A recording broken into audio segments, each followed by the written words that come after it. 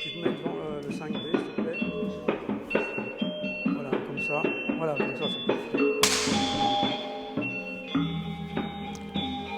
Jean-Pierre, je suis assez heureux qu'on reprenne ces entretiens. On en avait fait il y a quelques temps. Et quelques temps après, j'avais observé les vidéos et j'avais trouvé combien des éléments qui m'étaient dits directement m'avaient échappé. Et donc je trouvais que c'était extrêmement intéressant de pouvoir repartir sur un entretien, même si c'est aujourd'hui, enfin ce soir, c'est à ton initiative. Alors, un entretien, c'est un des exercices les plus difficiles avec les artistes. Pourquoi? Parce que ce qui est important, ce n'est pas tellement la personne qui va poser les questions, encore que, mais c'est de t'entendre sur ce travail, sur cette grande installation au Musée des Beaux-Arts et d'Archéologie, sur laquelle on va revenir, cette œuvre monumentale, les 4 piliers du ciel, que je pense qu'on aperçoit, j'en aperçois bien, j'espère, derrière moi.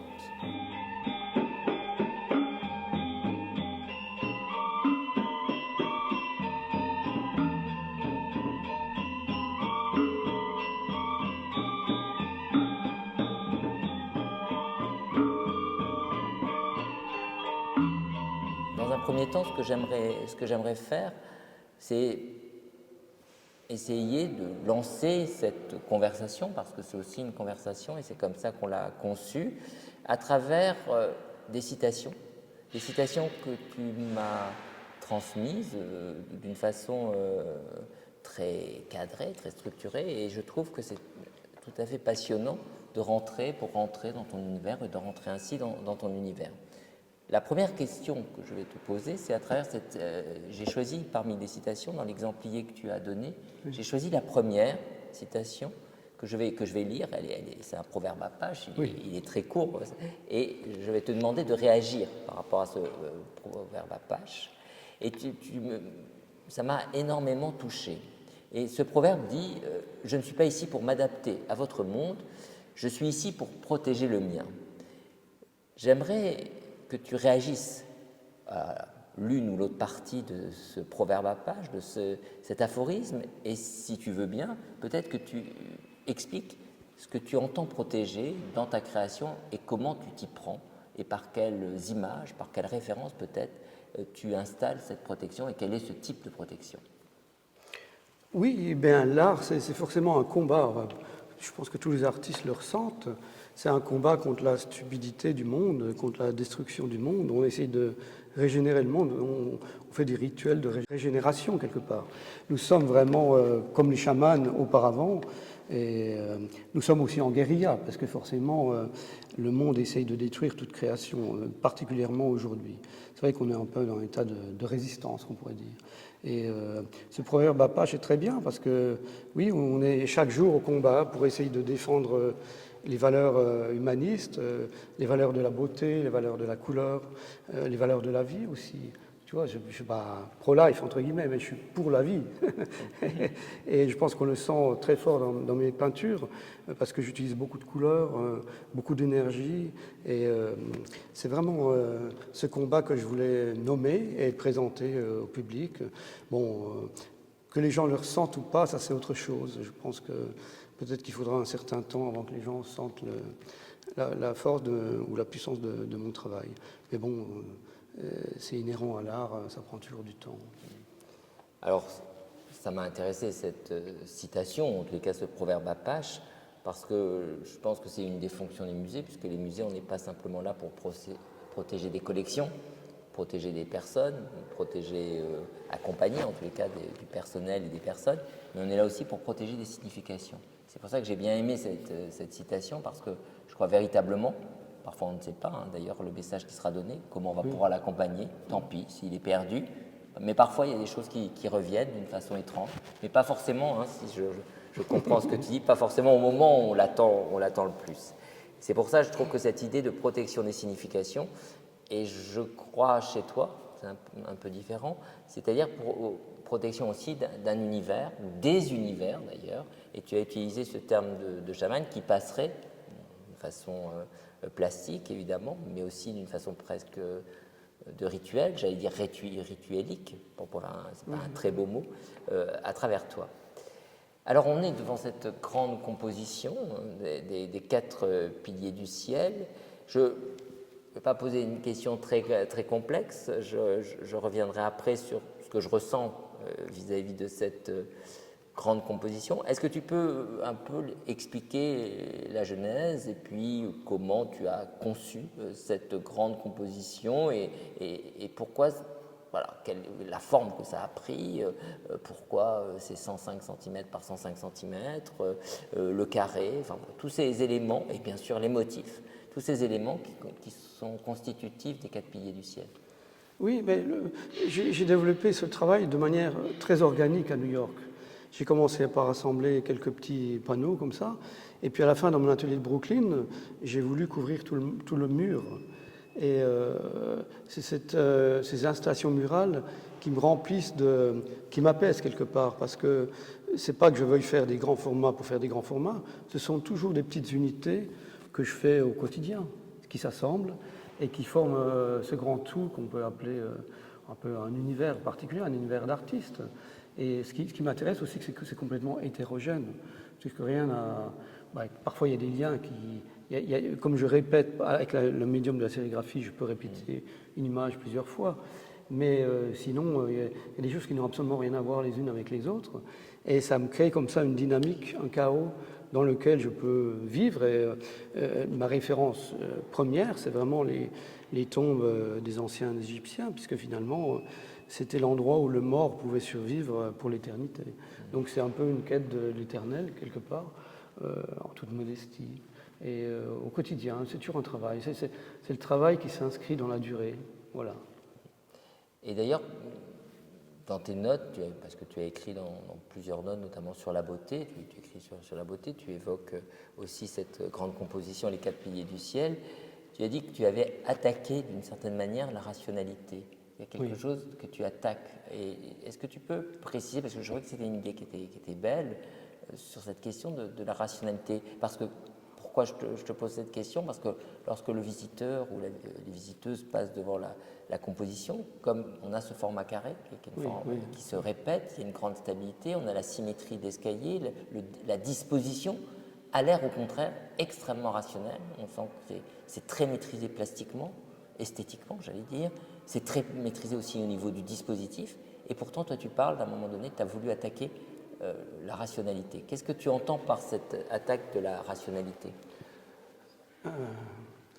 Non, mais la structure de ma peinture est rationnelle, bien sûr, puisqu'il faut la montrer, c'est architecturé. Il faut la présenter dans l'architecture, bien évidemment. Mais en sens d'attaquer la rationalité, je veux dire par là que nous vivons dans un monde rationnel où c'est l'argent qui domine. C'est un franc plus un franc, ou un euro plus un euro, un dollar plus un dollar. C'est-à-dire que tout s'ajoute comme ça, et tout le monde spirituel a disparu. Et je voulais citer justement Tarkovsky, qui dit dans ce très beau livre que je suis en train de lire, Le temps scellé, depuis la Deuxième Guerre mondiale, la culture s'est comme effondrée dans le monde entier. Et le niveau spirituel aussi. Il faut aujourd'hui, plus que jamais, sauvegarder tout ce qui a un lien, si ténu soit-il, avec le spirituel. C'est-à-dire que le rationnel est toujours en combat avec le spirituel. Sauf que maintenant, toutes les églises ferment, ça devient des ruines. Où trouver l'endroit du spirituel? C'est un peu notre démarche d'artiste, pas de sauver ça, hein. Peut-être que de sauver les derniers morceaux de ce qui a tenu pendant des millénaires, parce que je me sens une certaine responsabilité contre ce monde rationnel qui nous enferme dans la vitesse sans arrêt, qui nous bouffe le temps de vivre. Et tu vois, bon, là, je parle de choses qui sont immémoriales, je parle de choses égyptiennes, je parle de la sexualité qui existe depuis la nuit des temps, pour tout le monde, pour les animaux et pour nous-mêmes. Je parle de la sagesse du Bouddha. Bon, depuis que le Bouddha existait, il y a la sagesse qui existe. Tu vois, je veux parler de cette mémoire collective, on peut appeler ça l'inconscient collectif. Et par exemple, je pense que si les artistes disparaissaient, c'est la phrase d'un célèbre artiste allemand qui dit si l'art disparaissait, le cerveau disparaîtrait également. Joseph Beuys. Wir haben ja bekanntlich überall in der Welt das Problem der Kunsterziehung. Also instinktiv weiß jeder Mensch, dass ein Mensch nicht lebensfähig ist ohne Kunst.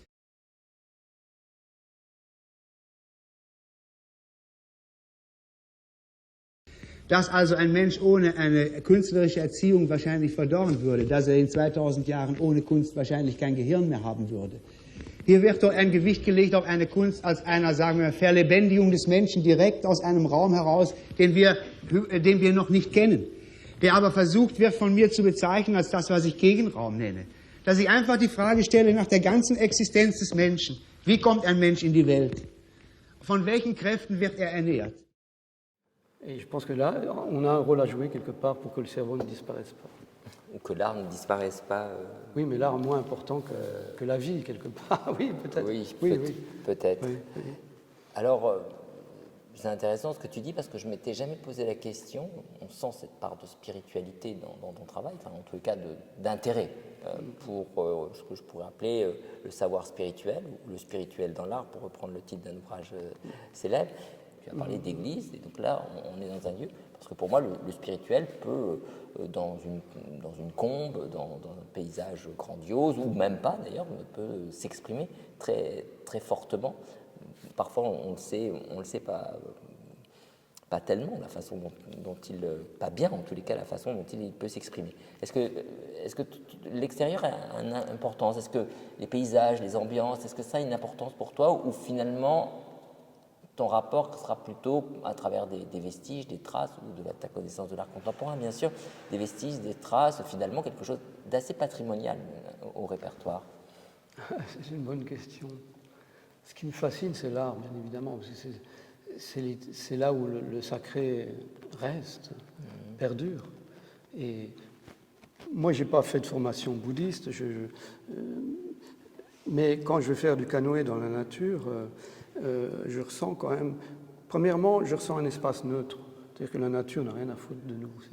Quelque part, tu peux te cogner la tête sur un rocher pendant des heures et le rocher ne te parlera pas plus, si tu veux. Et c'est très important parce que nous sommes très prétentieux et nous pensons que nous avons une importance.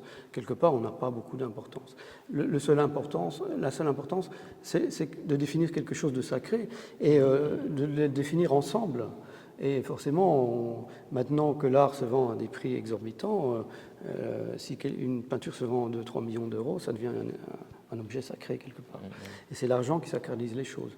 Mais auparavant, les œuvres où les personnes avaient une sacralité parce qu'elles entraient dans une communauté où il y avait des rituels communs, si tu veux.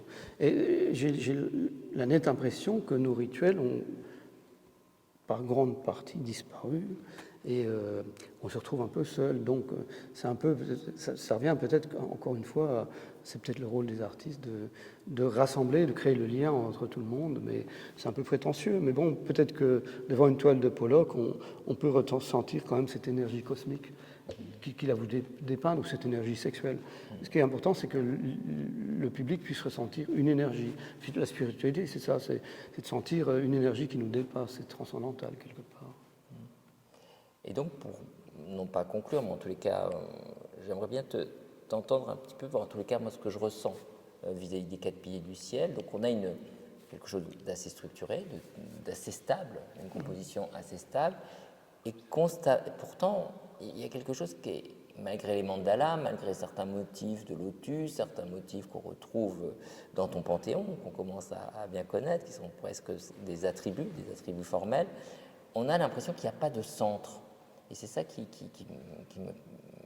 me perturbe. On a l'impression qu'on ne sait pas dans ces 4 piliers du ciel, alors que ça devrait être structurant, ça devrait être 4 piliers qui, d'une certaine manière, construisent notre rapport à l'art, et peut-être même créer des repères, alors que là, au contraire, on a l'impression qu'on glisse constamment, qu'on ne peut jamais constamment se concentrer dans l'image, tout en étant, et c'est ça que j'apprécie, c'est-à-dire qu'il y a cet aspect, je ne vais pas dire que c'est en même temps, mais c'est un peu ça, il y a cet aspect où on ne peut pas complètement se concentrer dans l'image, et pourtant, il y a cet effet, par une répétition de certains motifs, que je pourrais appeler le pattern, hein, c'est vraiment quelque chose qui va vers la concentration et vers un point très très précis. Et justement, j'ai l'impression dans cette composition et ça je trouve que c'est assez beau, qu'on est presque dans un monde avant la découverte que la Terre soit ronde, c'est-à-dire où il n'y a pas de bord, et qu'on est dans un monde qui serait hors bord. Et justement, comme on est dans un monde hors bord, on se dit si on s'approche trop de la limite de l'œuvre, peut-être qu'on peut tomber, et c'est le motif d'une certaine manière qu'on essaye de retrouver, et parfois les liens aussi, qu'on retrouve, les cordes, les sangles, qui nous permettent de nous remonter à la surface de l'image, ou en tous les cas, de rester sur le bord du monde que tu proposes. Parce que tu proposes effectivement, je ne sais pas si tu proposes une cosmogonie, mais en tous les cas, très certainement, tu proposes un monde. Voilà, moi, en tous les cas, cette installation, parce que je la parle comme cette installation, ce dispositif, m'intéresse tout particulièrement. Et j'avais une question toute simple. Est-ce que selon toi, c'est immobile? Est-ce que tes compositions sont-elles immobiles? Ou est-ce qu'au contraire, tu vois du mouvement? Parce que j'arrive pas à trancher. C'est pour ça que je te pose la question. Non, c'est une très belle question. Je veux parler de l'infini, bien évidemment. Oui, oui. C'est-à-dire qu'il n'y a pas de centre, tu as tout à fait saisi ça. Il n'y a aucun centre. C'est une coalition, un conglomérat d'informations, de même que dans les tranches chamaniques, c'est-à-dire que tout glisse et le temps se mélange, bien évidemment. Il n'y a pas de tenté. Il y a des tentés, il y a l'Afrique, il y a la Sibérie, tout se mélange vraiment. C'est ce qu'on appelle, on peut appeler comme le melting pot new-yorkais. Tout se mélange. Je trouve que c'était important parce que ça crée une dynamique autre. Tu as très bien nommé ça. Je sors du temps linéaire. Ouais. C'est exactement ça. Ouais.